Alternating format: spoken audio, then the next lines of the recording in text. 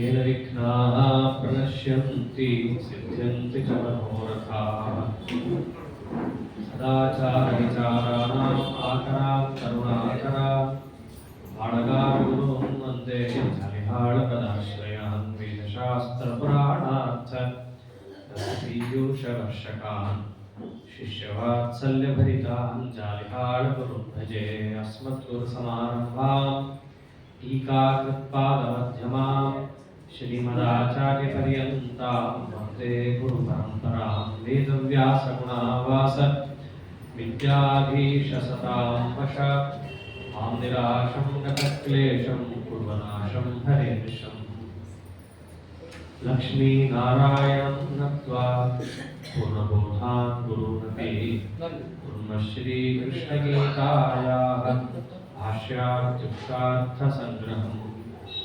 धर्मक्षेत्रे कुरुक्षेत्रे स्वदेशायोत्सवः मामकाः पाण्डवाश्चैव किं कुर्वत सञ्जय अशोच्यामन्वशोचस्त्वं प्रज्ञावादांश्च भाषसे गतासून् अगतासूंश्च नानुशोचन्ति पण्डिताः।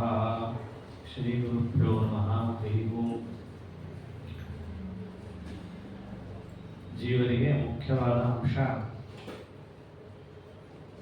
ಸಂಸಾರಕ್ಕೆ ಬಂದಾಗ ಅದನ್ನು ಮೋಚನೆ ಮಾಡಿಕೊಳ್ಳೋಕ್ಕೋಸ್ಕರವಾಗಿ ಅವಶ್ಯ ಸಂಪಾದಿಸಲೇಬೇಕಾದ ಅಪರೋಕ್ಷ ಜ್ಞಾನ. ಅದನ್ನು ಸಂಪಾದಿಸಿದಾಗ ಅವನ ಕರ್ಮಗಳೆಲ್ಲವೂ ಕ್ಷಯಿಸಿ ಪರಮಾತ್ಮನಲ್ಲಿ ವಿಶಿಷ್ಟವಾದ ಭಕ್ತಿ ಎಂಬುದು ಉಕ್ಕೇರಿ ಅವನ ಸುಪ್ರೀತಿಗಳು ಕಾರಣವಾಗುವುದು. ಅಂತಹ ಅಪರೋಕ್ಷ ಜ್ಞಾನವನ್ನು ಪಡೆಯುವ ಬಗೆ ಹೇಗೆ ಅನ್ನೋದನ್ನ ಕೃಷ್ಣ ಪರಮಾತ್ಮ ತಿಳಿಸ್ತಾ ಇದ್ದಾಗ ಅತಿ ಮುಖ್ಯವಾದ ಅಂಶ ಕರ್ಮ ಸನ್ಯಾಸ ಮತ್ತು ಕರ್ಮಯೋಗ ಇವೆರಡನ್ನ ಹೇಳಿದ್ದಾನೆ. ಆದರೆ ವಾಸ್ತವದಲ್ಲಿ ಎರಡೂ ಬೇರೆ ಅಲ್ಲ. ಹೇಗೆ ಭಕ್ತಿ ಅಂತ ತಗೊಂಡಾಗ ಅಲ್ಲಿ ಎರಡು ಅಂಶ ಇದೆ. ಒಂದು ಸ್ನೇಹ, ಇನ್ನೊಂದು ಮಾಹಾತ್ಮ್ಯ ಜ್ಞಾನ. ಎರಡು ಅಂಶಗಳು ಸೇರಿದಾಗ ಅದನ್ನು ಹೇಗೆ ಭಕ್ತಿ ಎಂದು ಕರೀತಾರೋ, ಪ್ರಕೃತದಲ್ಲೂ ಕರ್ಮ ಸನ್ಯಾಸ ಬೇರೆ ಕರ್ಮಾನುಷ್ಠಾನ ಬೇರೆ ಅಂತ ಇಲ್ಲ. ಕರ್ಮ ಸನ್ಯಾಸ ಮತ್ತು ವಿಹಿತ ಕರ್ಮಾನುಷ್ಠಾನ ಎರಡೂ ಸೇರಿ ಅದೊಂದು ಯೋಗ ಅಂತ ಕರೆಸ್ಕೊಡು. ಯೋಗ ಅಂತ ಕರೆಯೋದು ಇದು ಒಂದು ಕಾರಣ. ಯೋಗ ಅಂದ್ರೆ ಉಪಾಯ ಅಂತ ಮೊದಲನೇ ಅರ್ಥ. ಇನ್ನೊಂದು ಯೋಗ ಅಂದ್ರೆ ಸೇರ್ಕೊಂಡಿರೋದು. ಯಾವೆರಡು ಸೇರ್ಕೊಂಡಿದೆ? ಸನ್ಯಾಸ ಮತ್ತು ಅನುಷ್ಠಾನ, ವಿಹಿತ ವರ್ಣಾಶ್ರಮೋಚಿತ ಕರ್ಮಾನುಷ್ಠಾನ. ಇವೆರಡೂ ಸೇರಿಕೊಂಡಾಗ ಅದು ಯೋಗ ಅಂತ ಕರೆಸಿಕೊಂಡು ನಮ್ಮೆಲ್ಲರ ಅಪರೋಕ್ಷ ಜ್ಞಾನಕ್ಕದು ಕಾರಣವಾಗುತ್ತೆ. ಇದನ್ನ ಕ್ರಮೇಣ ನಿರೂಪಣೆ ಮಾಡ್ತಾ ಬಂದಿದ್ದಾರೆ. ಬರೀ ಸನ್ಯಾಸವನ್ನ ಮಾಡ್ತೀನಿ ಕೆಲಸ ಮಾಡಲ್ಲ ಅಂದ್ರೂ ಪ್ರಯೋಜನ ಇಲ್ಲ. ಬರೀ ಕೆಲಸ ಮಾಡ್ತೀನಿ ಕರ್ಮ ಸನ್ಯಾಸ ಮಾಡಲ್ಲ ಅಂದ್ರೂ ಪ್ರಯೋಜನ ಇಲ್ಲ ಅನ್ನೋದನ್ನೇ ಕ್ರಮೇಣ ಉಪಾದನೆಯನ್ನ ಮಾಡಿ ಯಾರು ಇಂತಹ ಯೋಗವನ್ನ ಅನುಷ್ಠಾನ ಮಾಡಿರ್ತಾನೋ ಅಂತಹ ವ್ಯಕ್ತಿಗೆ ಪ್ರಾಪ್ಯವಾದಂತಹ ಅಪರೋಕ್ಷ ಜ್ಞಾನ ಯಾವ ರೀತಿಯಾಗಿರುತ್ತೆ ಆ ಅಪರೋಕ್ಷ ಜ್ಞಾನವನ್ನು ಹೊಂದಿದಂತಹ ವ್ಯಕ್ತಿ ಯಾವ ರೀತಿಯಾಗಿರ್ತಾನೆ, ಆ ಅಪರೋಕ್ಷ ಜ್ಞಾನವನ್ನು ಹೊಂದಬೇಕಾದರೆ ಅವಶ್ಯ ಇರಬೇಕಾದ ಅಂಶ ಯಾವುದು, ಇದನ್ನ ಕೃಷ್ಣ ಪರಮಾತ್ಮ ತಿಳಿಸ್ತಾ ಇದ್ದಾರೆ. ಯೋತ್ತ ಸುಖೋತ್ತರಾರಾಮ ತಥಾ ಅಂತರ್ಜ್ಯೋತಿರೇವಯಃ ಸಯೋಗಿ ಬ್ರಹ್ಮ ನಿರ್ವಾಣಂ ಬ್ರಹ್ಮಭೂತೋಧಿಗಚ್ಚತಿ. ಯಾರು ಇಂತಹ ಯೋಗವನ್ನ ಅನುಷ್ಠಾನ ಮಾಡಿ ಅಪರೋಕ್ಷವನ್ನು ಪಡೆದಿರ್ತಾನೋ ಅವನು ಹೇಗಿರ್ತಾನೆ? ಯೋಂತ ಸುಖ ಅಂತಃಸುಖ, ಅವನು ಹೊರಗಿನ ಸುಖವನ್ನು ಬಯಸ್ತಾ ಇರಲ್ಲ, ಶಬ್ದವೇ ಹೇಳುತ್ತೆ ಅಂತಃಸುಖ. ಒಳಗೆ ಸುಖವನ್ನು ಅವನು ಕಾಣ್ತಾ ಇರ್ತಾನೆ. ಒಳಗಿನ ಸುಖ ಅಂದ್ರೆ ಯಾವ ರೀತಿ? ಮನಸ್ಸಿಗೆ ಆ ಕಾಮಕ್ರೋಧಾದಿಗಳು ಇಲ್ಲದೆ ಶುದ್ಧವಾಗಿದ್ದಾಗ ತನಗೇನು ಒಂದು ಆನಂದ ಬರುತ್ತಲ್ಲ, ಅದನ್ನು ಅವನು ಅನುಭವಿಸ್ತಾ ಇರ್ತಾನೆ. ಅಂದ್ರೆ ಕರ್ಮ ಸನ್ಯಾಸದಿಂದ ಬರೋ ಸುಖ. ಆಮೇಲೆ ಅಂತರಾರಾಮ, ಅಂತರ ಆರಾಮ. ಅಂತರಾರಾಮ ಅಂತಂದ್ರೆ ಇದು ಒಂದು ರೀತಿಯಾದ ಸುಖನೇ. ಕಾಮಕ್ರೋಧವನ್ನ ಬಿಟ್ಟಿದ್ದರಿಂದ ಬರುವ ಸುಖ ಒಂದಾದರೆ, ಇದು ಬಿಟ್ಟ ಮೇಲೆ ಒಳಗಡೆ ಶುದ್ಧವಾದ ಹೃದಯದಲ್ಲಿ ಪರಮಾತ್ಮ ಕಂಡಾಗ ಬರುವ ಸುಖ ಅಂತರಾರಾಮ. ಪರಮಾತ್ಮ ಅವನಿಗೆ ಕಂಡಿದ್ದು ಯಾತಕ್ಕೆ? ಅಂತರ್ಜ್ಯೋತಿ, ಅವನು ಒಳಗೆ ಇದ್ದಾನೆ, ಕಾಣಿಸ್ಕೊಂಡ. ಒಳಗೆ ಪರಮಾತ್ಮ ಜ್ಯೋತಿ ರೂಪದಲ್ಲಿ ಇರೋದ್ರಿಂದಲೇ, ಅವನಿರೋದನ್ನ ಈತ ಕಂಡಿದ್ದರಿಂದಲೇ ಇವನಿಗೆ ಒಳಗೆ ಪರಮಾತ್ಮನನ್ನ ಕಂಡ ಸುಖ ಉಂಟಾಗಿ ಅವನು ಬೇರೆ ಸುಖಕ್ಕೆ ಪ್ರಯತ್ನ ಪಡಲ್ಲ. ಅಪರೋಕ್ಷ ಜ್ಞಾನಿ ಹೀಗಿರ್ತಾರೆ. ಇಂತಹ ಒಳಗಿರುವ ಬಿಂಬರೂಪಿಯಾದ ನಿರ್ವಾಣಂ ಬ್ರಹ್ಮ. ನಿರ್ವಾಣಂ ಬ್ರಹ್ಮ ಅಂತಂದ್ರೆ, ವಾಣ ಅಂತಂದ್ರೆ ಪ್ರಾಕೃತ ಶರೀರಕ್ಕೆ ವಾಣ ಕರೀತಾರೆ. ನಿರ್ವಾಣ ಅಂತಂದ್ರೆ ಅಪ್ರಾಕೃತವಾದ ಶರೀರ. ಯಾವ ಬ್ರಹ್ಮ ನಿರ್ವಾಣನಿದ್ದಾನೋ, ನಿರ್ವಾಣ ಅಂದ್ರೆ ಅಪ್ರಾಕೃತ ಚಿದಾನಂದಾತ್ಮಕನಿದ್ದಾನೋ, ಅವನನ್ನ ಈತ ಹೊಂದಬೇಕಾದರೆ ಯೋಗಿ, ಯೋಗಿ ಬ್ರಹ್ಮ ನಿರ್ವಾಣ, ಅವನು ಕರ್ಮಯೋಗವನ್ನು ಹೊಂದಿರಬೇಕು. ಅದರ ಜೊತೆಗೆ ಯಾವತ್ತೋ ಒಂದಿನ ಅಲ್ಲ, ಜೊತೆಗೆ ಬ್ರಹ್ಮಭೂತೋಧಿಗಚ್ಚತಿ ಅಂತ, ಬ್ರಹ್ಮಭೂತನಾಗಬೇಕು. ಬ್ರಹ್ಮಭೂತ ಅಂದ್ರೆ ಬ್ರಹ್ಮನೇ ಆಗ್ಬಿಡ್ಬೇಕು ಅಂತಲ್ಲ ಅರ್ಥ. ಬ್ರಹ್ಮಭೂತ ಅಂತಂದ್ರೆ ಸಾಮಾನ್ಯವಾಗಿ ಲೋಕದಲ್ಲಿ ಬಳಸುತ್ತೇವೆ ಶಬ್ದವನ್ನ, ತನ್ಮಯ ಆಗ್ಬಿಟ್ಟಿದ್ದಾನೆ ಅಂತ. ತನ್ಮಯ ಅಂದ್ರೆ ಏನು? ಅವನೇ ಆಗ್ಬಿಟ್ಟಿದ್ದಾನೆ ಅಂತ ಅಲ್ಲ, ಅವನನ್ನೇ ನಿತ್ಯ ನೆನೆಸ್ಕೊಳ್ತಾ ಇದ್ದಾನೆ ಅಂತ ಅರ್ಥ. ಪರಬ್ರಹ್ಮನ ಸಾಕ್ಷಾತ್ಕಾರವೇ ಆಗಬೇಕಾದರೆ ಅವಶ್ಯ ಇರಬೇಕಾದದ್ದು ತನ್ಮಯತ್ವ. ತನ್ಮಯತ್ವವನ್ನೇ ಬ್ರಹ್ಮಭೂತ ಅಂತ ಹೇಳಿದ್ದಾರೆ. ಯಾವತ್ತೋ ಒಂದಿನ ಕೆಲಸವನ್ನು ಮಾಡಿ ಪರಮಾತ್ಮ ಕಾಣಿಸ್ಕೊಳ್ಳಿ ಅಂತಂದ್ರೆ ಕಾಣಿಸ್ಕೊಳ್ಳಲ್ಲ. ಅವನು ಬ್ರಹ್ಮಭೂತನಾಗಬೇಕು. ಬ್ರಹ್ಮಭೂತ ಅಂತಂದ್ರೆ ಬ್ರಹ್ಮನನ್ನೇ ನಿತ್ಯ ಚಿಂತನೆ ಮಾಡೋದು ಆಗಿರ್ಬೇಕು. ಆಗ ಅವನು ಇಂತಹ ಅಪರೋಕ್ಷವನ್ನ ಪಡಿತಾನೆ.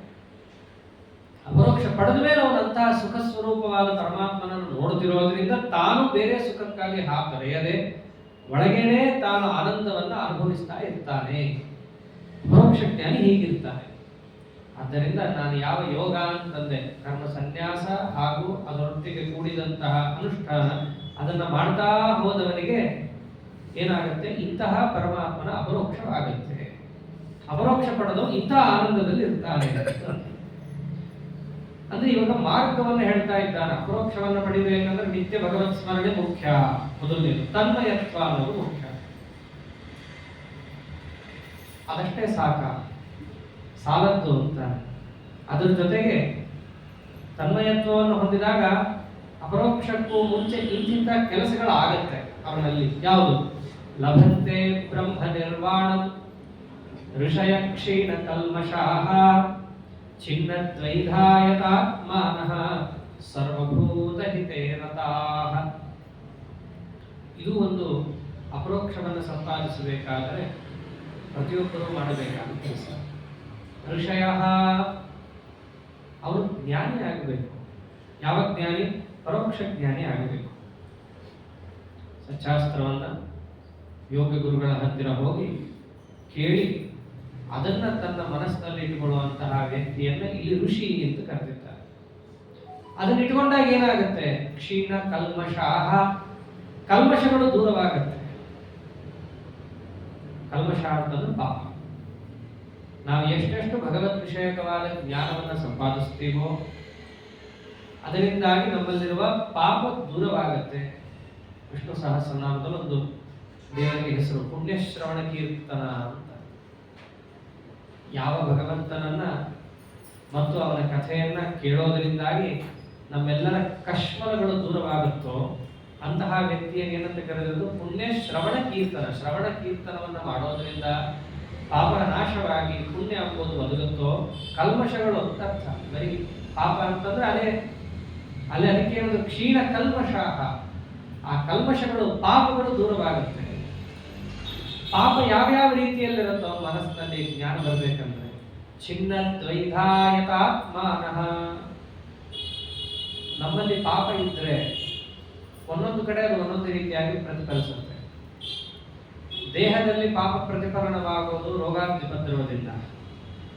ಮನಸ್ಸಿನಲ್ಲಿ ಪಾಪ ಪ್ರತಿಫಲನವಾಗುವುದು ಅಜ್ಞಾನ ಅನಚಾಜ್ಞಾನಾದಿಗಳಿಂದ. ನಾವು ಪಾಪಿಷ್ಠರು ಅಂತ ಗೊತ್ತಾಗೋದೇ ಆವಾಗ. ನಮ್ಮಲ್ಲಿ ಏನಾದರೂ ಯಥಾರ್ಥ ಜ್ಞಾನವೇ ಚಿಮ್ಮುತ್ತಾ ಇದ್ರೆ ಯಾವ ಕಾಲದಲ್ಲೂ ಆಗ ಪುಣ್ಯ ಇದೆ ಅಂತ ಅರ್ಥ.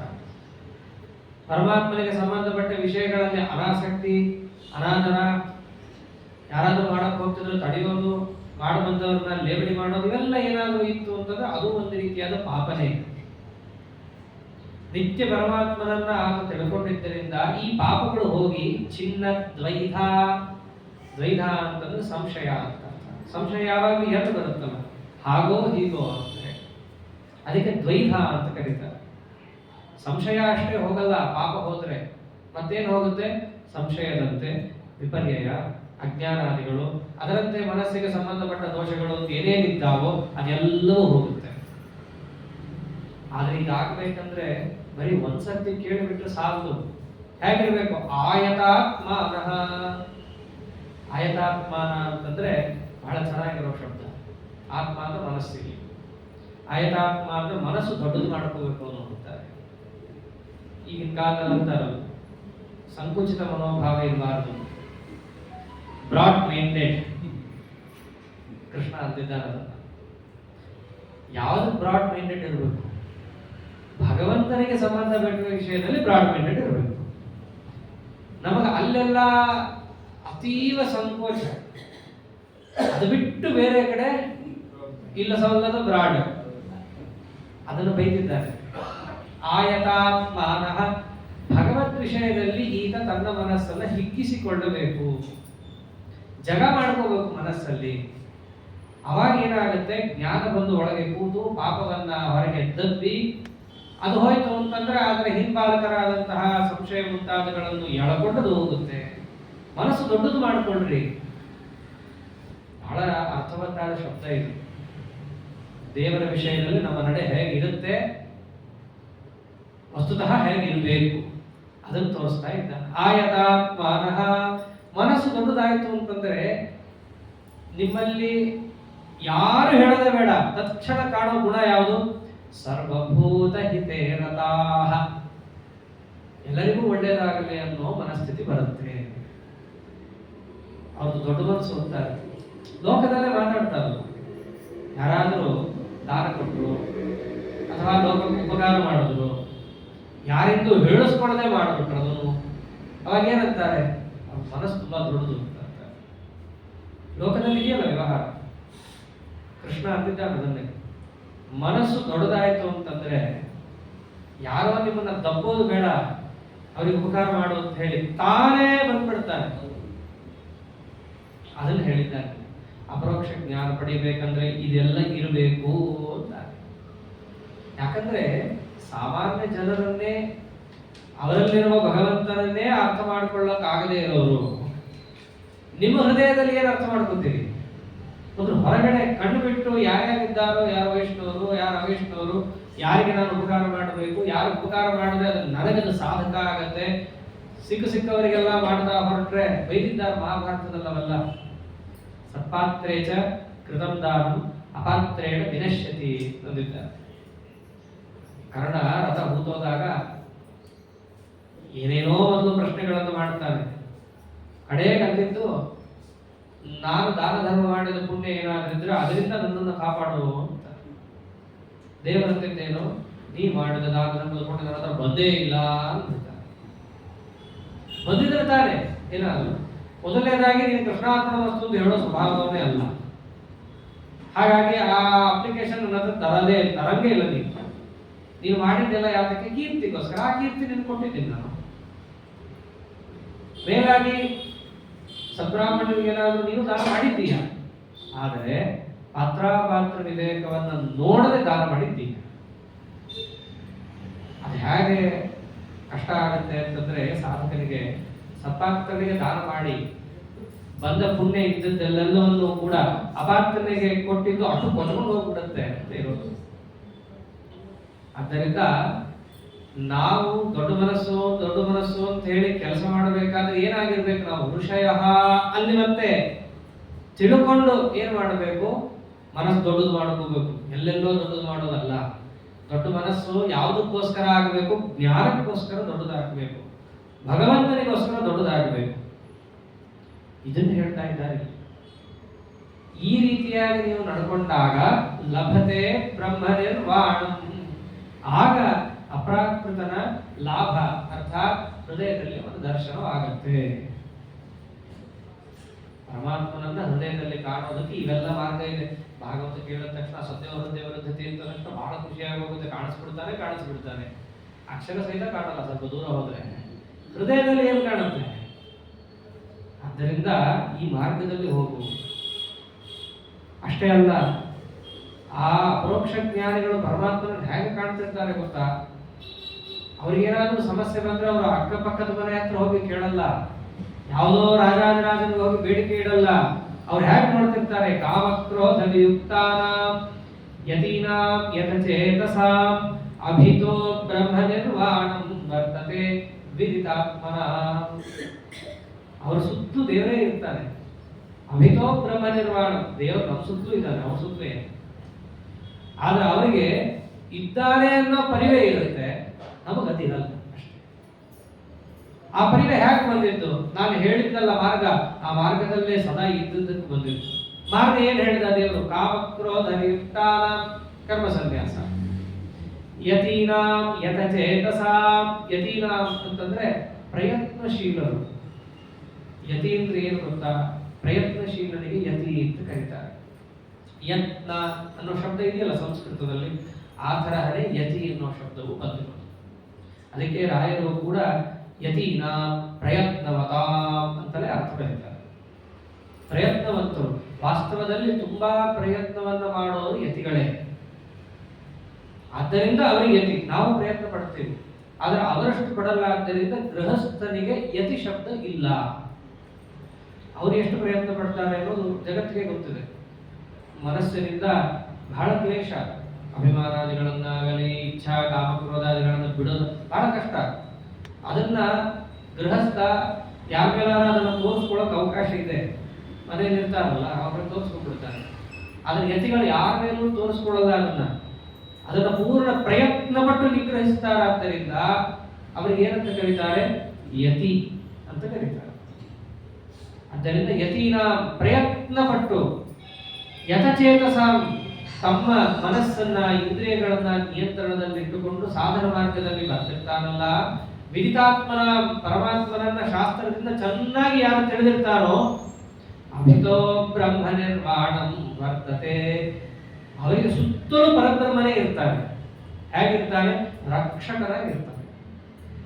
ಇದನ್ನೇ ಮುಂದೆ ಹೇಳ್ತಾನೆ, ಅನನ್ಯಾಶ್ಚಿತ್ತಯಂತೋ ಮಾಂ ಯೋಗಕ್ಷೇಮಂ ವಹಾಮ್ಯಹಂ ಅಂತ ಹೇಳ್ತಾರೆ. ಅವರು ಬರೀ ಕೇಳುವಾಗ, ಉಪನ್ಯಾಸ ಕೇಳುವಾಗ ದೇವರು ನಮ್ಮ ಸುತ್ತಲೂ ಇದ್ದಾನೆ ಅಂತ ಅನ್ಕೊಳ್ಳಲ್ಲ. ಅವರು ವಿದಿತಾತ್ಮನ ಚೆನ್ನಾಗಿ ಅದನ್ನ ಅರ್ಥ ಮಾಡ್ಕೊಂಡಿರ್ತಾರೆ. ಅರ್ಥ ಮಾಡ್ಕೊಳ್ಳೋದಕ್ಕೆ ಮನಸ್ಸೇ ಮುಖ್ಯ ತಾನೆ ಎಲ್ಲದಕ್ಕೂ. ಆ ಮನಸ್ಸು ಸ್ವಚ್ಛವಾಗಿರೋದ್ರಿಂದ ಒಳಗಿರುವ ಜ್ಞಾನ ಹಾಳಾಗಲ್ಲ, ಅದು ಹಾಗೇ ಇರುತ್ತೆ. ಇದ್ದಿದ್ದರಿಂದಾಗಿ ದೇವರು ನಮ್ಮನ್ನ ರಕ್ಷಣೆ ಮಾಡೇ ಮಾಡ್ತಾನೆ ಅನ್ನೋ ವಿಶ್ವಾಸ ಅವರಲ್ಲಿ ದೃಢವಾಗಿರುತ್ತೆ. ಹಾಗೆ ದೇವರವರನ್ನ ರಕ್ಷಣೆ ಮಾಡ್ತಾನೆ ಅಂದ್ರೆ ನಮ್ಮನ್ನು ಮಾಡ್ತಾನೆ, ಆದ್ರೆ ಜಗತ್ತಿಗೆ ಕಾಣೋ ಹಾಗೆ ಮಾಡ್ತಾನೆ. ಇದು ವ್ಯತ್ಯಾಸ. ಆದ್ದರಿಂದ ಅಪರೋಕ್ಷ ಜ್ಞಾನಿ ಹೀಗಿರ್ತಾನೆ. ಆದ್ದರಿಂದ ಮಾರ್ಗವನ್ನು ಸ್ಪಷ್ಟವಾಗಿ ದೇವರು ತಿಳಿಸ್ತಾ ಬಂದ. ಇವಾಗ ಸನ್ಯಾಸ ಅಂದ್ರೆ ಕರ್ಮ ಸನ್ಯಾಸ, ಸ್ವಸ್ವ ಅರುಣಾಶ್ರಮೋಚಿತ ವಿಹಿತ ಕರ್ಮಾನುಷ್ಠಾನ, ಇವೆರಡನ್ನು ಮಾಡಿದ ಮೇಲೆ ಕರ್ಮಯೋಗ ಅಂತ ಅದು ಕರೆಸ್ಕೊಳ್ಳುತ್ತೆ. ಕರ್ಮಯೋಗವನ್ನು ನೀನು ಮಾಡಿದ ಮೇಲೆ ಆ ಪರಮಾತ್ಮನ ಹೃದಯದಲ್ಲಿ ಕಾಣಬೇಕಲ್ಲ, ಅದಕ್ಕೋಸ್ಕರ ಏನ್ ಮಾಡಬೇಕು? ಧ್ಯಾನವನ್ನು ಮಾಡಬೇಕು. ಆ ಧ್ಯಾನ ಯೋಗ ಎಂಬುದು ಕರ್ಮಯೋಗದ ಮುಂದಿನ ಹಂತ. ಅಂತಹ ಧ್ಯಾನ ಯೋಗದಿಂದ ಗಮ್ಯ. ಅದಕ್ಕೆ ಏನಂತಿರೋದು? ಶ್ರುತಿಮತಿ ನಿಯತ ಧ್ಯಾನಜ ಜ್ಞಾನಯೋಗ ಗಮ್ಯಂ ಅಂತ. ಶ್ರುತಿ ಮತಿ ನಿಯತ ಧ್ಯಾನಜ ಜ್ಞಾನಯೋಗ ಅಂದ್ರೆ ಶ್ರುತಿ ಅಂದ್ರೆ ಶ್ರವಣ, ಮತಿ ಅಂದ್ರೆ ಮನನ, ನಿಯತ ಧ್ಯಾನ ಅಂತಂದ್ರೆ ಅದೇ ನಿಧಿಧ್ಯಾಸನ, ಅದನ್ನೇ ಧ್ಯಾನ ಅಂತ ಕರೀತಾರೆ. ಇದೇ ಇಲ್ಲಿ ಪರಮಾತ್ಮ ಕರ್ಮಾನುಷ್ಠಾನ ಕೂಡಿದ ಕರ್ಮಯೋಗಕ್ಕೂ ಮೀರಿದ ಧ್ಯಾನ ಯೋಗ ಅಂತ ಹೇಳ್ತಾರೆ. ಅದಕ್ಕೆ ಟೀಕಾರಾಯರು ಏನಂದ್ರು? ಶ್ರುತಿಮತಿ ನಿಯತ ಧ್ಯಾನಜ ಜ್ಞಾನ ಯೋಗ ಗಮ್ಯಂ ಅಂತ. ಇದು ಯೋಗ, ಕರ್ಮಯೋಗದ ನಂತರದ ಹಂತ ಧ್ಯಾನ ಯೋಗ. ಇಂತಹ ಧ್ಯಾನ ಯೋಗವನ್ನ ಆಮೇಲೆ ಅನುಷ್ಠಾನ ಮಾಡಬೇಕು ಅರ್ಜುನ ಅಂತ ಸಂಕ್ಷಿಪ್ತವಾಗಿ ಹೇಳ್ತಾರೆ. ಧ್ಯಾನ ಅಂದ್ರೆ ಏನು ಗೊತ್ತಾ? ಸ್ಪರ್ಶಾನ್ ಕೃತ್ವಾ ಬಹಿರ್ಬಾಹ್ಯಾನ್ ಚಕ್ಷುಶ್ಚೈವಾಂತರೆ ಭ್ರುವೋಃ ಪ್ರಾಣಾಪಾನೋ ಸಮೌ ಕೃತ್ವಾ ನಾಸಾಭ್ಯಂತರಚಾರಿಣೋ ಯತೇಂದ್ರಿಯ ಮನೋಬುದ್ಧಿಃ ಮುನಿರ್ಮೋಕ್ಷಪರಾಯಣಃ ವಿಗತೇಚ್ಛಾ ಭಯಕ್ರೋಧಃ ಯಸ್ ಸದಾ ಮುಕ್ತ ಏವ ಸಃ. ಯಾರಿದ್ದ ಧ್ಯಾನ ಯೋಗಿನೋ ಅವನು ಒಂದ್ ರೀತಿ ಮುಕ್ತನೇ. ಯಸ್ ಸದಾ ಮುಕ್ತ ಏವ ಸಹ. ಅವನೇನೋ ಈ ಲಿಂಗ ಶರೀರ ಬಿಟ್ಟ ಮೇಲೆ ಮೋಕ್ಷ ಹೊಂದಬೇಕಂತಿಲ್ಲ. ಅವನು ಇಲ್ಲೇನೆ ಅವನು ಮುಕ್ತರಂತೆ ಮುಕ್ತ ಸದೃಶನಾಗಿ ಇದ್ದು ಬಿಟ್ಟಿರ್ತಾನೆ. ಹೇಗೆ ಧ್ಯಾನ ಮಾಡ್ತಾರೆ? ಸಾಮಾನ್ಯವಾಗಿ ದೇವರಲ್ಲಿ ಹೇಳ್ತಾರಲ್ಲ, ಇಂತಹ ಧ್ಯಾನ ಯಾರು ಮಾಡ್ತಾನೋ ಅವನು ಮುಕ್ತ ಸದೃಶ. ಎಂಥ ಧ್ಯಾನ? ಎಲ್ಲ ಇಂದ್ರಿಯಗಳನ್ನು ಹೊರಗೆ ಹೋಗದಂತೆ ತಡೆ ಹಿಡಿದು, ಇದನ್ನು ಪ್ರತ್ಯಾಹಾರ ಅಂತ ಕರೀತಾರೆ. ಆಮೇಲೆ ಕಣ್ಣಿನ ಗುಡ್ಡೆಗಳನ್ನ ಹೇಳಿದ್ದಾರೆ, ಸಂಪ್ರೇಕ್ಷ ನಾಸಿಕಾಗ್ರಂ ಅಂತ ಮುಂದೆ ಹೇಳ್ತಾರೆ. ತನ್ನ ದೃಷ್ಟಿ ಹುಬ್ಬಿನ ಮಧ್ಯೆ ಇರಬೇಕು, ನೋಟ ಮೂಗಿನ ತುದಿಗಿರಬೇಕು. ಹೀಗೆ ಆ ಪರಮಾತ್ಮನನ್ನ ಧ್ಯಾನಕ್ಕೆ ಕೂಡಬೇಕಾದ್ರೆ ಮುಖದಲ್ಲಿರಬೇಕಾದ ಲಕ್ಷಣ. ಈಗ ಅದೇನೋ ಆಗಿದೆ, ಪೂರ್ಣ ಕಣ್ಣನ್ನ ಬಿಟ್ಕೊಂಡು ಕೂಡುವಂತಹ ಅವಸ್ಥೆ ಬಂದಿದೆ. ವಸ್ತುತಃ ಧ್ಯಾನ ಹಾಗಲ್ಲ. ಅಷ್ಟೇ ಅಲ್ಲ, ಆ ಧ್ಯಾನಕ್ಕೆ ಕೂಡೋ ಮೊದಲು ಇವನೇನ್ ಮಾಡಬೇಕು? ಪ್ರಾಣಾಪಾನೋ ಸಮೌ ಕೃತ್ವಾ ನಾಸಾಭ್ಯಂತರ ಚಾರಿಣೋ. ಧ್ಯಾನವನ್ನ ಯಾವಾಗ ಮಾಡಬೇಕು ಅಂತಂದ್ರೆ ಪ್ರಾಣಾಪಾನವು ಸಮೌ ಕೃತ್ವಾ, ಪ್ರಾಣ ಅಪಾನವನ್ನ ಸಮಾನವಾಗಿಸಬೇಕು.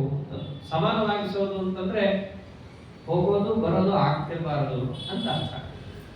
ಮತ್ತೇನು? ಕುಂಭಕದಲ್ಲಿ ಮಾಡಬೇಕು ಧ್ಯಾನವನ್ನ. ನಾಸಾಭ್ಯಂತರ ಚಾರಿಣವು, ಎರಡು ಹೊಳ್ಳೆಗಳಲ್ಲಿ ಅದು ಓಡಾಡ್ತಾ ಇರುತ್ತೆ. ಗಮನಿಸ್ಕೊಂಡಿರ್ಬೇಕಾದ್ರೆ ಎರಡು ಹೊಳ್ಳೆಯಿಂದ ಏಕಕಾಲದಲ್ಲಿ ಯಾವುದೇ ಗಾಳಿನೂ ಬರಲ್ಲ, ಒಂದೇ ಹೊಳ್ಳೆಯಿಂದ ಬರ್ತಾ ಇರುತ್ತೆ. ಅದು ರಾತ್ರಿ ಹಗಲಿಗೆ ಅದೇ ಬದಲಾಗುತ್ತೆ ನಮ್ಮ ಶರೀರದಲ್ಲಿ. ಆ ಇಡ ಪಿಂಗಲ ಸೂರ್ಯನಾಡಿ ಚಂದ್ರನಾಡಿ ಎಲ್ಲ ನಮಗೆ ಗೊತ್ತಾಗೋಗುತ್ತೆ. ತುಂಬಾ ಹೀಟ್ ಆದ್ರೆ ಒಂದ್ ಕಡೆ, ತುಂಬಾ ಕೂಲ್ ಆದ್ರೆ ಒಂದ್ ಕಡೆ. ಯಾವತ್ತಿಗೂ ಕೂಡ ಮೂಗು ಎರಡು ಹೊಳ್ಳೆ ಇದ್ರು ನಮಗೆ ಎರಡು ಹೊಳ್ಳೆಯಿಂದ ಉಸಿರಾಡ್ತಿದೀವಿ ಅಂತ ಅನಿಸಿದ್ರು ಉಸಿರು ಬಿಡೋದು ತಗೊಳೋದು ಒಂದೊಂದೇ ಹೊಳ್ಳೆಯಿಂದ ಆಗ್ತದೆ. ಅವರವರ ಅನುಭವದಲ್ಲೇ ಇರುತ್ತಲ್ಲ. ಅದು ನಮ್ಮ ದೇಹ ಎಷ್ಟು ಚೆನ್ನಾಗಿ ದೇವರು ಸೃಷ್ಟಿ ಮಾಡಿದ್ದಾರೆ ಅನ್ನೋದಕ್ಕೆ ನಮಗೆ ದೇವರು ತೋರಿಸಿಕೊಟ್ಟ ಒಂದು ನಿದರ್ಶನ, ಪ್ರತ್ಯಕ್ಷ ನಿದರ್ಶನ.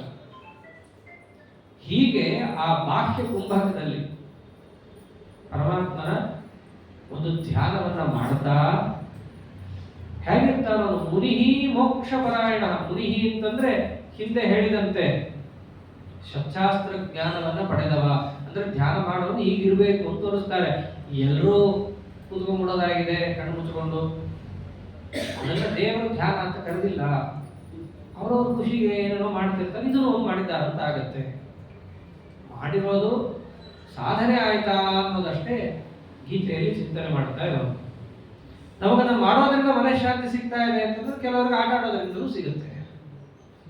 ಇಲ್ಲಿ ಮನಃಶಾಂತಿಯ ಬಗ್ಗೆ ಮಾತಾಡ್ತಾ ಇಲ್ಲ, ಇಲ್ಲಿ ಮಾತಾಡ್ತಿರೋದು ಯೋಗದ ಬಗ್ಗೆ. ಯೋಗ ಅಂದ್ರೆ ಉಪಾಯ. ಅಪರೋಕ್ಷ ಜ್ಞಾನಕ್ಕೆ ಕಾರಣೀಭೂತವಾದ ಮಾರ್ಗದಲ್ಲಿದ್ದಾಗ ಧ್ಯಾನ ಹೇಗಿರುತ್ತೆ ಅನ್ನೋದನ್ನು ಪರಮಾತ್ಮ ಹೇಳ್ತಾ ಇದ್ದಾನೆ.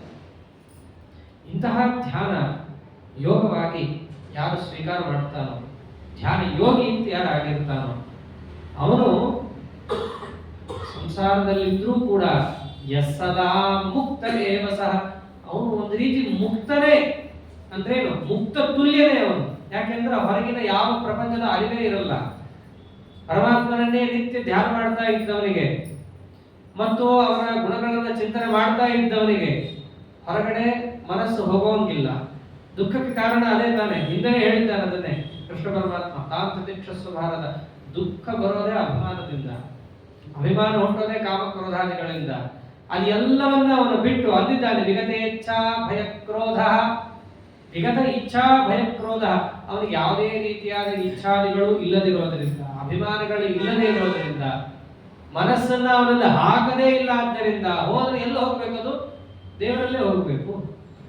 ಆದ್ದರಿಂದ ಅವನಿಗೆ ಬಾಹ್ಯದ ಯಾವ ಪರಿವೆಯೇ ಇಲ್ಲದೆ ಪರಮಾತ್ಮನಲ್ಲಿ ಸದಾ ಮನಸ್ಸಿಟ್ರೆ ಅವನೊಂದು ರೀತಿ ಮುಕ್ತನೇ. ಸಂಸಾರದ ಯಾವ ಒಂದು ಕೊಂಡಿಗಳಿಗೂ ಅವನು ಸಿಕ್ಕಾಕೊಂಡಿಲ್ವಲ್ಲ. ಮುಕ್ತ ಅಂತಂದ್ರೆ ಎಲ್ಲರಿಗೂ ಗೊತ್ತಿರೋ ಹಾಗೆ ಲಿಂಗ ಶರೀರದಿಂದ ಅವನು ಮುಕ್ತನಾಗುವುದು ಮುಕ್ತ. ಅದು ಸೂಚ್ಯವಾಗಿರುತ್ತೆ ಅಷ್ಟೇ. ಅಪರೋಕ್ಷ ಜ್ಞಾನಿಗಳು ವಸ್ತುತಃ ಇಲ್ಲಿದ್ರು ಹಾಗೆ. ನಮ್ಮ ಆಚಾರ್ಯ ದೃಷ್ಟಾಂತ ಕೊಡು, ಕೊಬ್ಬರಿ ಗಿಡವು ಇದ್ದ ಹಾಗೆ ಒಳಗೆ ಇರುತ್ತೆ, ಅದು ಒಳಗೆ ಅಲ್ಲಾಡ್ತಾನೆ ಇರುತ್ತೆ, ಕಚ್ಕೊಂಡಿರಲ್ಲ. ಕಾಯಿ ಒಳಗೆ ಕೊಬ್ಬರಿ ಗಿಡಕ್ಕಿದ್ದ ಹಾಗೆ, ಒಣ ಕೊಬ್ಬರಿ ಗಿಡಕು ಹಾಗೆಂತ ಹಿಂದೆ ಅದನ್ನೇ ದೃಷ್ಟಾಂತ ಕೊಟ್ಟರು. ಪದ್ಮಪತ್ರ ವಿವಾಂಭಸ ಅಂತಲೂ ಕೊಟ್ಟಿದ್ದಾರೆ. ಹಾಗೆ ಕೊಬ್ಬರಿ ಗಿಡಕ್ನಂತೆ ಇದ್ದವನನ್ನ ಏನ್ ಮಾಡ್ತಾರೆ? ಏನಿಲ್ಲ, ಹೊಡಿತಾರೆ, ಬಿಡುವಪ್ಪ ಆಯ್ತು ನಿಂದು. ಸಂಸಾರದಲ್ಲಿದ್ರು ಒಂದೇ, ಇಲ್ಲದೆ ಇದ್ರು ಒಂದೇ ಅಂತ ಹೇಳಿ ಪರಮಾತ್ಮ ಅವನನ್ನ ತನ್ನ ಹೊಟ್ಟೆಯಲ್ಲಿ ಹಿಡಿಗುತ್ತಾನೆ. ಆಮೇಲೆ ಅಂತಿರೋದು ಇಂತಹ ಧ್ಯಾನ ಯೋಗಿಯನ್ನ. ಧ್ಯಾನ ಯೋಗ ಎಲ್ಲ ಸರಿಯಾಯಿತು. ಕೆಲವರು ಹೀಗೆ ಹೇಳಿದಂತೆ ಧ್ಯಾನನೂ ಮಾಡ್ತಾರೆ. ಆದ್ರೆ ಏನು ಧ್ಯಾನ ಮಾಡ್ತಾರೆ ಅನ್ನೋದು ಬಹಳ ಮುಖ್ಯ. ನಿರಾಕಾರ, ನಿರ್ಗುಣ ಇವೆಲ್ಲ ಇದೆ. ನಾವಿವೆಲ್ಲ ರಾಜರ ಮಾತಲ್ಲಿ ಕೇಳಬೇಕು, ಬಹಳ ಚೆನ್ನಾಗಂತಾರೆ ಅವರು. ನೀವೇನಾದ್ರೂ ದೇವರ ನಿರಾಕಾರ ನಿರ್ಗುಣ ಅಂದ್ರೆ ದೇವರನ್ನು ಒಂದು ರೀತಿ ಬೈದಾಗ ತುಂಬಾ ಚೆನ್ನಾಗಿ ತೋರಿಸ್ತಾರೆ ಅವರು. ಯುಕ್ತಿ ಮಲ್ಲಿಕಾದಲ್ಲಿ ಮೊದಲು ಅದನ್ನೇ ತಗೊಳ್ತಾರೆ. ದೇವರನ್ನ ನೀವು ನಿರಾಕಾರ ಅಂತ ಯಾರಾದರೂ ಉಪಾಸನೆ ಮಾಡಿದ್ರೆ, ನಿರಾಕಾರ ಅಂದ್ರೆ ಏನು? ಆಕಾರ ಇಲ್ಲ. ಆಕಾರ ಇಲ್ಲ ಅಂತಂದ್ರೆ ಶರೀರ ಇಲ್ಲ ಅಂತ ಆಯ್ತು. ಶರೀರ ಇಲ್ಲ ಅಂದ್ರೆ ಕಣ್ಣಿಲ್ಲ ತಾನೆ, ಅವನಿಗೆ ಮೂಗಿಲ್ಲ ತಾನೆ. ನಾಳೆಯಿಂದ ದೇವರಿಗೆ ನಾವು ಸಹಸ್ರ ಶೀರ್ಷ ವಿಶ್ವದಶ್ಚಕ್ಷು ಅಂತ ಹೇಳಬಾರ್ದು. ಏನನ್ಬೇಕು? ಕುರುಡ, ಕುಂಟ, ಕಾಲತ್ತು ದೇಹನೇ ಇಲ್ಲ, ಕಾಲು ಇರಲ್ಲ. ಸಹಸ್ರಪಾತ ಅಂತ ತಲೆ ಅಂತೂ ದೇವರಿಗೆ ಮೊದಲಿಲ್ಲ. ಒಂದೇ ತಲೆ ಇಲ್ಲ ಅಂದ್ರೆ ಸಹಸ್ರ ಶೀರ್ಷ ಅನ್ನೋದೊಂದು ಸುತರಾಂ ಹಾಸ್ಯಾಸ್ಪದ. ಅಂದ್ರೆ ನಿರಾಕಾರ ಅಂತ ದೇವರನ್ನಂದ್ರೆ ಒಂದು ರೀತಿಯಾಗಿ ಏನದು? ದೇವರನ್ನ ಈ ಲೋಕದಲ್ಲೇ ಅಂದ್ರೆ ಯಾರಿಂದ ಲೋಕ ಸಮ್ಮತ ಅಂತಾರೆ. ಯಾರಿಗಾದ್ರೂ ಕಣ್ಣಿದ್ದವನಿಗೆ ಕುರುಡ ಅಂತಂದ್ರೆ ಏನು ಅಸಾಧ್ಯ ಸಿಕ್ಕಿ ಬರುತ್ತೆ ಅವನಿಗೆ. ಹೇಳಿದ್ದನ್ನು ಕೇಳಿಸ್ಕೊಳ್ಳಿಲ್ಲ ಅಂದ ತಕ್ಷಣ ಕಿವುಡ ನಿನಗೆ ಅಂತಾರೆ. ಏನಂಗಂತ್ಯ ಅಂತ ಜೋರು ಮಾಡ್ತಾನೆ. ಕಿವುಡ ಚೆನ್ನಾಗಿ ಕೇಳಿಸಿರುತ್ತೆ, ಅದಕ್ಕೋಸ್ಕರ ಜೋರು ಮಾಡ್ತಾನೆ. ಅಂದ್ರೆ ಅದು ಯಾಕೆ ಜೋರು ಮಾಡಿದ್ದು? ನಿಂದೆ. ಯಾವುದು ನಿಂದೆ ಅಂತ ಲೋಕದಲ್ಲಿ ಸಮ್ಮತವಾಗಿದೆಯೋ ಅದನ್ನ ನೀವು ದೇವರಿಗೆ ದಿನ ಅನ್ಬೇಕು. ಯಾರು ನಿರಾಕಾರ ಅಂತಾರೋ ಇನ್ನು ನಿರ್ಗುಣ ಅಂತಂತಾರೆ ದೇವರನ್ನ. ಯಾರಾದರೂ ನಿಮ್ಮ ಮುಂದೆ ವಿನೀತರಾಗಿ ಭಗವಂತನ ಸೇವೆಯನ್ನು ಮಾಡುತ್ತಿದ್ದವರಿಗೆ ವಿದ್ಯಾ ವಿನಯ ಹೀನಸ್ತ್ವಂ ನಿರ್ವೃತಃ ಅಶುಚಿ, ನಿನಗೆ ವಿನಯನೇ ಇಲ್ಲ, ಏನು ಭಕ್ತಿ ಇಲ್ಲ, ನಿನಗೆ ಮೈಲಿಗೆ ಪರಾಕಾಷ್ಠ ನೀನು. ನಿರ್ವೃತಃ, ಯಾವ ವ್ರತಾದಿಗಳಿಲ್ಲ ಅಂತಂದ್ರೆ ಅವನೇನೋ ಅಂದೇ ಇರಬಹುದು. ಅದ್ರ ಪಕ್ಕದಲ್ಲಿದ್ದವ್ರು ಏನಂತಾರೆ? ಯಾಕೆ ಅವ್ರು ಹಂಗಂತಾ ಇದೆಯಾ? ವಿನೀತರಾಗಿ ಮಾಡ್ತಾ ಇದ್ದಾನಲ್ಲ ಸೇವಾ, ಅವನಲ್ಲಿ ವಿನಯಾದಿ ಗುಣಗಳು ನಿನಗೆ ಯಾಕೆ ಕಾಣಿಸ್ತಾ ಇಲ್ಲ ಅಂದ್ರೆ ಅರ್ಥ ಏನು? ಒಬ್ಬರಲ್ಲಿ ಗುಣ ಇಲ್ಲ ಅಂತಂದ್ರೆ ನಾವೇನ್ ಅನ್ಬೋದು? ಅವನ ವಿದ್ಯಾ ವಿನಯಾದಿಗಳಿಲ್ಲ, ದೇವರಿಗೆ ವಿದ್ಯೆ ಇಲ್ಲ ಅನ್ಬೋದು. ವಿದ್ಯೆ ಅಂದ್ರೆ ಒಂದು ಜ್ಞಾನ, ಗುಣ. ಅದು ದೇವರಲ್ಲಿ ನೈರ್ಗುಣ್ಯವನ್ನ ಯಾರು ಹೇಳ್ತಿರ್ತಾರೋ ದೇವರಿಗೆ ಜ್ಞಾನ ಇಲ್ಲ, ಒಂದು ತಲೆ ಇಲ್ಲ ಅಂತ, ಆಮೇಲೆ ಜ್ಞಾನ ಇಲ್ಲ ಅಂತಂದ್ರು. ಅದಕ್ಕೆ ರಾಜರಂತಾರೆ ದೇವರನ್ನ ಯಾರಾದರೂ ನಿರ್ಗುಣ, ನಿರಾಕಾರ ಇನ್ನ ಜೀವಬ್ರಹ್ಮೈಕ್ಯ ಹೇಳ್ಬಿಟ್ರದ್ದು ಮುದೇ ಹೋಯ್ತು. ತ್ವಂ ಚಂಡಾಲ ಚೋರ ಪಶು ಕ್ರಿಮಿ ಶುರು ಮಾಡ್ತಾರವರು. ಒಳ್ಳೆ ಯಾರಾದರೂ ಸದ್ರಾಮಣ ಬಂದ ಚಂಡಾಲ ಅಂತಂದ್ಬಿಟ್ಟು ಹೋಗಿದ್ದ ಶಾಪನೆ ಹಾಕಿ ಹೋಗ್ತಾನ ಅವನಿಂದ. ಯಾಕೆ? ರಾಜರದು ಯುಕ್ತಿ. ನಿಮಗೆ ದೇವರಿಂದ ಐಕ್ಯ ಹೇಳಿದಾಗ ಖುಷಿ ಆಗುತ್ತೆ. ಯಾಕೆ? ದೇವರು ಆನಂದ ಬ್ರಹ್ಮಣೋ ವಿದ್ವಾನ್, ದೇವರ ಆನಂದ ಸ್ವರೂಪಿನೋ, ನೀನು ದೇವರು ಒಂದೇ, ನೀನು ಆನಂದ ಸ್ವರೂಪಿ. ರಾಜರ ಹತ್ರ ಉಲ್ಟಾನು ಯಾಕೆ ಹೇಳಬಾರ್ದು? ಐಕ್ಯ ಅಂದ್ರೆ ಇದರಿಂದ ಅದು ಈಸ್ ಈಕ್ವಲ್ ಟು ಆಗಿದ್ರೆ ಅದರಿಂದ ಇದು ಈಸ್ ಈಕ್ವಲ್ ಟು ಆಗ್ಬೇಕಲ್ವಾ? ದೇವರಿಂದ ಜೀವನಕ್ಕೆ ಐಕ್ಯ ಹೇಳಿ ಖುಷಿ ಪಟ್ಟಿ ವಾಪಸ್ ಹೇಳು, ಜೀವನಿಂದ ದೇವರಿಗೆ ಐಕ್ಯ ಹೇಳು. ಇವನಿದ್ದಾನೋ ಚೋರ ಚಂಡಾಲ, ಇವನಿರ್ತಾನೆ. ದೇವರ ಐಕ್ಯ ಇವನಲ್ಲಿದೆ ಅಂತ ಇವನ ನೀನು ಆನಂದ ಅನ್ನೋದಾದ್ರೆ, ಇವನ ಐಕ್ಯ ದೇವರಲ್ಲಿದೆ ಅಂತ ಹೇಳಿ ನಾಳೆ ದೇವರನ್ನು ಏನಂತ ಕರಿಬೇಕು ನಾನು? ಕಳ್ಳ. ಯಾಕೆ? ಐಕ್ಯ ಅಲ್ಲ, ಇವನಿಂದ ಐಕ್ಯ ಅಲ್ಲಿದೆಯಲ್ಲ. ಅದಕ್ಕೆ ರಾಜರಂತಾರೆ, ನಾ ಯಾಕೆ ಮಧು ಸಿದ್ಧಾಂತ ಹೇಳಬೇಕು ಅಂತಂದ್ರೆ, ತತ್ಪರತ್ವಾತ್ ನಿಷೇಧೃತ್ವಾತ್ ಅಂತೆ ಸಿದ್ಧೇ ಪ್ರಭುಸ್ತುತೆ ನಾಮ್ನಾ ಚಾತ್ಯುಲ್ಲಸಂತ್ಯಾಸಿ ವಲ್ಲಿತೆ ಯುಕ್ತಿ ಮಲ್ಲಿಕೆ ಅಂತಾರೆ. ಬಹಳ ಚೆನ್ನಾಗಿ ಯುಕ್ತಿಯನ್ನು ತಿಳಿಸ್ತಾರೆ.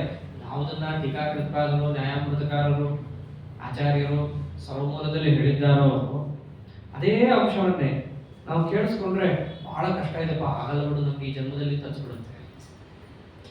ಅದೇ ವಿಷಯವನ್ನೇ ಮಹಾತ್ಮರು ಹೇಳ್ತಾರೆ. ಅವ್ರು ಹೇಳ್ತಾರೆ, ಏನಂತ ಹೇಳ್ತಾರೆ? ನಾನು ಹೇಳಿದ್ದನ್ನ ಎಲ್ಲರೂ ಹಿಡ್ಕೋತಾರೆ. ಯಾಕೆ? ವಿದುಷೋ ವಿದುಷೋಪಿ ಕಂಜನಂ ರಂಜಯ ಎಂದಗೀ ಅಂತಂತಾರೆ. ನನ್ನ ಮಾತಲ್ಲಿ ಸ್ವಾರಸ್ಯ ಇದೆ. ಅವರೇ ಹೇಳ್ತಾರೆ ಅದನ್ನು. ಮತ್ತೆ ನಂದು ಯುಕ್ತಿ. ಯುಕ್ತಿಯಿಂದ ನಿಮ್ಮ ಮನಸ್ಸಿಗೆ ಅದು ಹತ್ತಿ ಇಷ್ಟ ಇದೆಯೋ ಬಿಟ್ಟಿದೆಯೋ, ಹೌದು ಅಂತ ಯಾವ ವಾಕ್ಯಕ್ಕೆ ತಲೆ ನಾಡಿಸ್ತೀವೋ ಅದು ಯುಕ್ತಿ. ವೇದಶಾಸ್ತ್ರಗಳು ಹೇಳಿದ್ರೆ ಜಾಡಿಸ್ಕೊಂಡು ಎದ್ಬಿಡ್ತಾರೆ. ಎಷ್ಟೋ ಜನ ನಿಮ್ಮ ಶಾಸ್ತ್ರ ನೀವು ಇಟ್ಕೊಂಡ್ರೆ ಇರ್ತಾರೆ. ಯುಕ್ತಿ ಹೇಳ್ಬಿಟ್ರೆ ಎಲ್ಲರೂ ಕೂಡ ಒಪ್ಪಬೇಕಾಗತ್ರಿ ಅಂತಂತಾರೆ. ಅದಕ್ಕೆ ಆ ವೇದಶಾಸ್ತ್ರಗಳ ಹಿನ್ನೆಲೆಯಲ್ಲೇ ಇರುವಂತಹ ಜನರ ಮನಸ್ಸಿಗೆ ಮುಟ್ಟುವ ಹಾಗೆ ಏನ ಯುಕ್ತಿಗಳನ್ನ ಹೇಳಿದ್ದಾರೆ ಅಲ್ಲಿ ತಿಳಿಸ್ತಾರೆ. ಪರಮಾತ್ಮನನ್ನ ನಾವೇನಾದರೂ ನಿರ್ಗುಣ ನಿರಾಕಾರ ಅಂದ್ರೆ ಹೇಗಿದೆ ಅದಕ್ಕೆ ಅಂತಾರೆ ಅಂತೆ ಸಿದ್ಧೇ ಪ್ರಭುಸ್ತುತೆ. ನಮ್ಮ ಸಿದ್ಧಾಂತ ನೈರ್ಗುಣ್ಯ ಹೇಳಲ್ಲ, ನಿರಾಕಾರದ್ದು ಹೇಳಲ್ಲ. ಆದ್ದರಿಂದಲೇ ನಾವು ಭಗವಂತನನ್ನ ಸ್ತೋತ್ರ ಮಾಡೋರು ಅಂತ ಆಗಿದ್ದೀವಿ ಅಂತಂತಾರೆ. ಹೇಳಿದ್ರು ನಿರಾಕಾರ ಅಂದ್ರೆ ಮೊದಲು ಬೈದಾಗಲ್ಲ, ಹೇಗೆ ಅಂತ ಅದನ್ನ ಚೆನ್ನಾಗಿ ತೋರಿಸಿಕೊಟ್ರು. ಆದ್ದರಿಂದ ದೇವರನ್ನ ಧ್ಯಾನ ಮಾಡೋದಾಗಲಿ ತಿಳಿಯೋದಾಗಲಿ ಹೇಗೆ ತಿಳಿಬೇಕು? ಪರಮಾತ್ಮನನ್ನ ನಿರ್ಗುಣ ನಿರಾಕಾರ ಅಂತ ತಿಳಿಬಾರ್ದು. ಮತ್ತೆ ಹೇಗೆ ಸಗುಣನಿದ್ದಾನೆ, ಸಾಕಾರನಿದ್ದಾನೆ, ಸುಂದರನಿದ್ದಾನೆ ಹಾಗೆ ತಿಳಿಬೇಕು. ಅದೇ ನೀವು ಹೇಳ್ತೀರಾ, ಕೃಷ್ಣ ಹೇಳಿದ್ದಾನೆ. ಆ ಧ್ಯೇಯ ಹೇಗಿರುತ್ತೆ ಅಂತಂದ್ರೆ ಭೋಕ್ತಾರಂ ಯಜ್ಞ ತಪಸಾಂ ಸರ್ವಲೋಕ ಮಹೇಶ್ವರಂ ಸುಹೃದಂ ಸರ್ವಭೂತಾನಾಂ ಜ್ಞಾತ್ವಾ ಮಾಂ ಶಾಂತಿ ಪೃಚ್ಛತಿ. ಹೇಗಿದ್ದಾನೆ? ಭೋಕ್ತಾರಂ ಯಜ್ಞ ತಪಸಾಂ.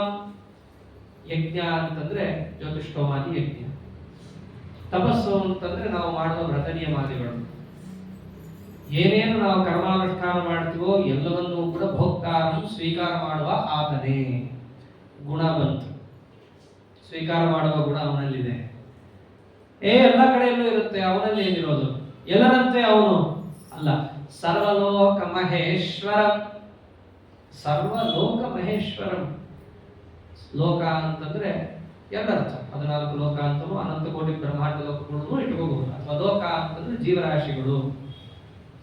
ಎಲ್ಲಾ ಜೀವರಾಶಿಗಳಿಗಿಂತಲೂ ಮಹೇಶ್ವರಂ. ಮಹಾ ಅಂತಂದ್ರೆ ಪರಿಪೂರ್ಣವಾಗಿ, ಈಶ್ವರ ಅಂದ್ರೆ ನಿಯಾಮಕ. ಬೇರೆಯವರು ಈಶ್ವರರಿದ್ದಾರಪ್ಪ, ಇಲ್ಲ ಅಂತನಲ್ಲ.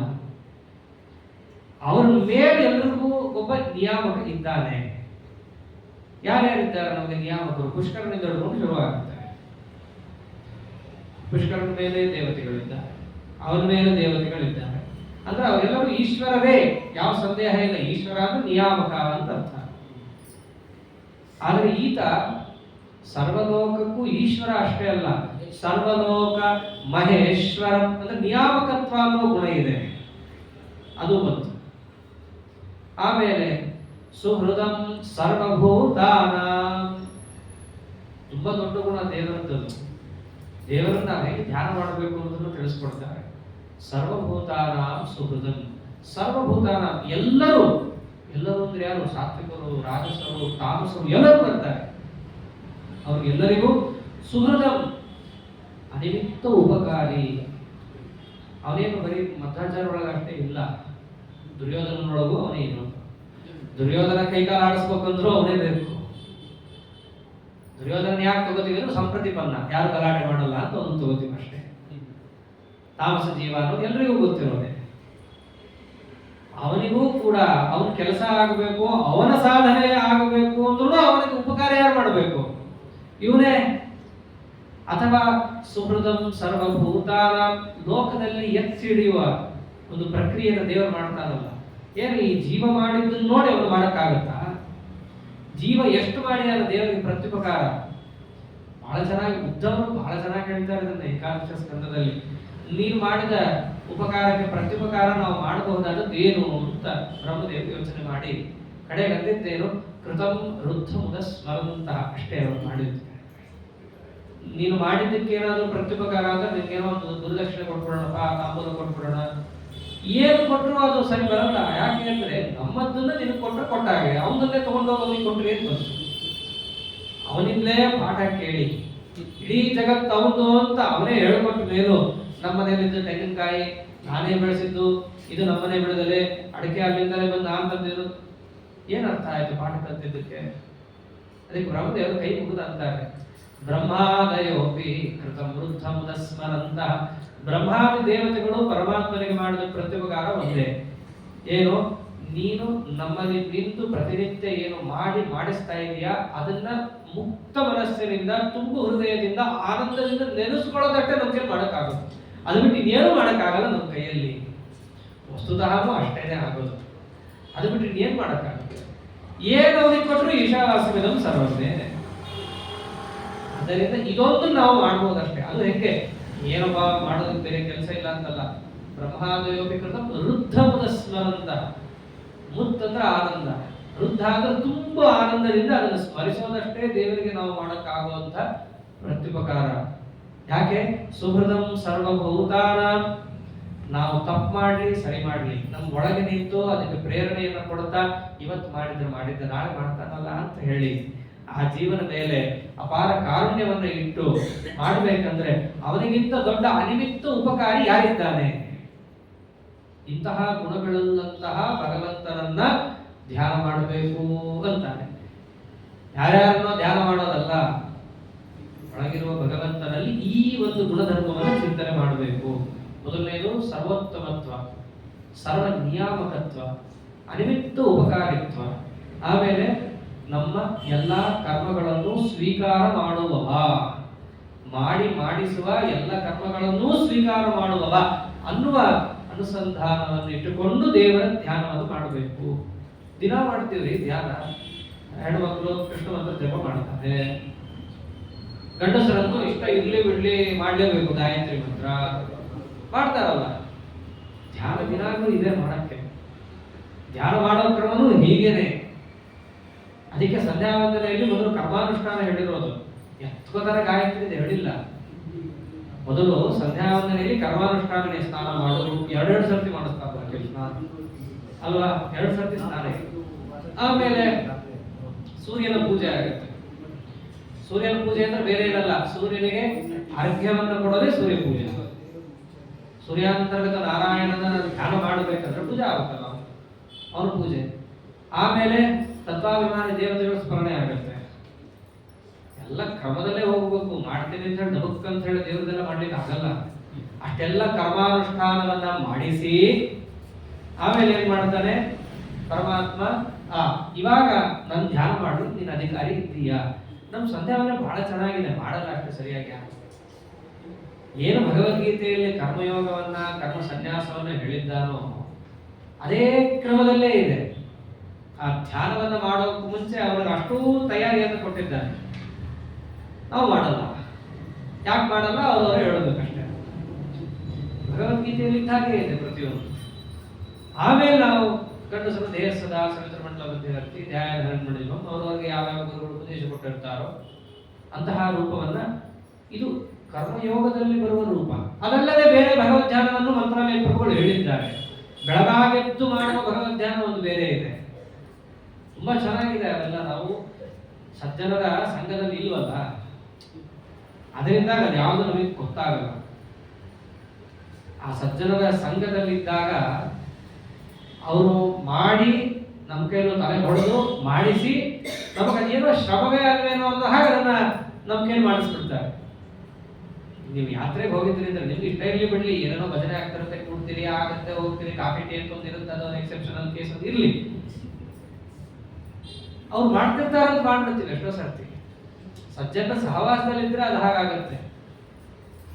ಆದ್ದರಿಂದ ಬೆಳಗಾಗಿದ್ದು ಮಾಡುವ ಧ್ಯಾನ ಒಂದು, ಆಮೇಲೆ ಆನ್ಮೀಕಾದಿಗಳಲ್ಲಿ ಮಾಡುವ ಧ್ಯಾನ ಇನ್ನೊಂದು. ಬೆಳಗಾಗಿದ್ರೆ ಏನ್ ಹೇಳ್ತೀವಿ? ಭಗವದ್ ಧ್ಯಾನ ಅಂತ ಇದೆ ಭಾಗವತದಲ್ಲಿ. ಸಂಚಿಂತೆಯೇ ಭಗವತ ಶರಣ ಅರವಿಂದಂ ವಜ್ರಾಂಕುಶಧ್ವಜ ಸರೋರ್ವಾಲಾಂಚನಾಢ್ಯಂ. ನಿತ್ಯ ಪರಮಾತ್ಮನನ್ನ ಆಪಾದ ಮೂಲಿ ಪರ್ಯಂತ ಧ್ಯಾನ ಮಾಡೋದು ಒಂದಿದೆ, ಅದು ಮನಃಶುದ್ಧಿಗೆ. ಅದ್ರ ಜೊತೆಗೆ ನಾವೇನು ಕರ್ಮಯೋಗದಲ್ಲಿ ಬರುತ್ತಲ್ಲ ಆ ಧ್ಯಾನ ಯೋಗ, ಅದು ಬೇರೆನೇ. ಅದು ಒಂದೊಂದಕ್ಕೂ ಒಂದೊಂದಿರುತ್ತೆ. ಹಾಗೆ ಆ ಪರಮಾತ್ಮನಿಗೆ ಸಂಬಂಧಪಟ್ಟ ಅಂಶಗಳನ್ನ ದಿನಾ ಮಾಡ್ತಿರ್ತೀವಿ ನಾವು. ಅದು ಯಾಂತ್ರಿಕವಾಗಿ ಆಗೋದ್ರ ಬದಲು ಹೇಗಿರ್ಬೇಕು? ಅದು ಧ್ಯಾನಪೂರ್ವಕವಾಗಿರ್ಬೇಕು. ಧ್ಯಾನ ಏನೋ ಮಾಡ್ತೀವಿ, ಸಗುಣೋಪಾಸನೆ ಮಾಡ್ತಿದ್ದೀರಿ, ವಸ್ತುತಃ ಹಾಗಿಲ್ಲ ದೇವರು. ನಿರ್ಗುಣೋಪಾಸನೆಯಿಂದಲೇ ಮೋಕ್ಷ, ಅದೆಲ್ಲ ಸುಳ್ಳು. ನಿಮಗೆ ಮೋಕ್ಷ ಹೇಗೆ ಸಿಗುತ್ತೆ ಅಂತಾನೆ ಪರಮಾತ್ಮ ಇಲ್ಲಿ ಹೇಳ್ತಿದ್ದಾಗ, ಒಂದು ವೇಳೆ ಧ್ಯಾನ ನಿರ್ಗುಣ ಬ್ರಹ್ಮನದ್ದೇ ಮಾಡಬೇಕು ಅಂತಂದ್ರೆ ಇಷ್ಟ್ಯಾಕೆ ಗುಣಗಳನ್ನು ಹೇಳ್ತಿದ್ದ ದೇವರು. ನಿರ್ಗುಣದಲ್ಲಿ ಧ್ಯಾನ ಮಾಡೋದು ಹೇಳಿ ಎದ್ದೋ ಬಿಡ್ಬೋದಿತ್ತು. ದೇವರು ಹಾಗೆ ಹೇಳ್ತಿಲ್ಲ, ಪ್ರತಿಯೊಂದು ವಿರುದ್ಧ ಹೇಳ್ತಾ ಇದ್ದಾರೆ. ಧ್ಯಾನ ಹೀಗೆ ಮಾಡಬೇಕು ಅಂತ ತಿಳಿಸಿ, ಯಾರನ್ನ ಮಾಡಬೇಕು ಅಂದ್ರೆ ನೋಡು, ಇಂಥವನನ್ನೇ ಯಾರು ಸರ್ವೋತ್ತಮನೋ ಸರ್ವ ನಿಯಾಮಕನೋ, ಯಾರು ಎಲ್ಲಾ ಜೀವರಾಶಿಗಳಿಗೂ ಅನಿಮಿತ್ತ ಉಪಕಾರಿನೋ, ಅದರಂತೆ ನಮ್ಮ ಕೈಯಲ್ಲಿ ಮಾಡಿಸಿದ ಎಲ್ಲ ಕರ್ಮಗಳನ್ನ ಯಾರು ಸ್ವೀಕಾರ ಮಾಡ್ತಾನೋ ಅವನನ್ನ ತಿಳ್ಕೋ. ಜ್ಞಾತ್ವಾ ಮಾಂ ಶಾಂತಿ ಮೃಚ್ಛತಿ, ಆಗ ಅವನು ಶಾಂತಿಯನ್ನು ಪಡಿತಾನೆ. ಹೀಗೆ ನನ್ನನ್ನು ತಿಳ್ಕೋಬೇಕು.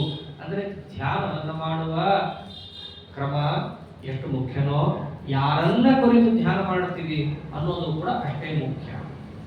ಇದನ್ನು ಕೇಳಿದ ಕೂಡಲೇ ಎಲ್ರಿಗೂ ಕೂಡ ಏನ್ ಅನಿಸ್ಬಿಡುತ್ತೆ? ಎಷ್ಟು ಚೆನ್ನಾಗಿದೆ, ನಾವು ಮಾಡೋಣ ಅನ್ಸ್ಬಿಡುತ್ತೆ ಧ್ಯಾನ. ವಸುಧಾ ಚೆನ್ನಾಗಿದೆ, ಆದ್ರೆ ಆ ಧ್ಯಾನಕ್ಕೆ ಬೇಕಾಗಿರುವ ಪೂರ್ವ ತಯಾರಿಗಳು ಏನೇನಿರಬೇಕು ಅದನ್ನು ಸರಿಯಾಗಿ ಇಟ್ಕೋಬೇಕು ಅರ್ಜುನ ಅಂತ ಹೇಳಿ ಆ ತಯಾರಿಯನ್ನ ಯಾವ ರೀತಿಯಾಗಿ ಹೇಳಿದ್ದಾನೆ ಇತ್ಯಾದಿ ಭಾಗವನ್ನ ನಾಳೆ ದಿವಸ ನೋಡೋಣ ಅಂತ ಹೇಳ್ತಾ, ಅದೇ ಯಥಾಮತಿ ಕಥಾಭಿಪ್ರಾಯ ಶ್ರೀಕೃಷ್ಣಾರ್ಪಣಮಸ್ತು. ಹರಿಯನ್ನ ಅಂದ್ರೆ ಇದು 5ನೇ ಅಧ್ಯಾಯ, ಸನ್ಯಾಸ ಯೋಗ ಅಂತ ಇದನ್ನ ಕರೆಯೋದು. ಇಂತಹ ಓಂ ತತ್ಸದಿತಿ ಶ್ರೀಮದ್ ಭಗವದ್ಗೀತಾಸು ಉಪನಿಷತ್ಸು ಬ್ರಹ್ಮವಿದ್ಯಾಯ ಯೋಗಶಾಸ್ತ್ರೆ ಶ್ರೀಕೃಷ್ಣಾರ್ಜುನ ಸಂವಾದೆ ಸನ್ಯಾಸ ಯೋಗೋ ನಾಮ 5ಮೋಧ್ಯಾಯ. ಅರ್ಥಾಂತರ್ಗತ ಶ್ರೀಕೃಷ್ಣಾರ್ಪಣಮಸ್ತು.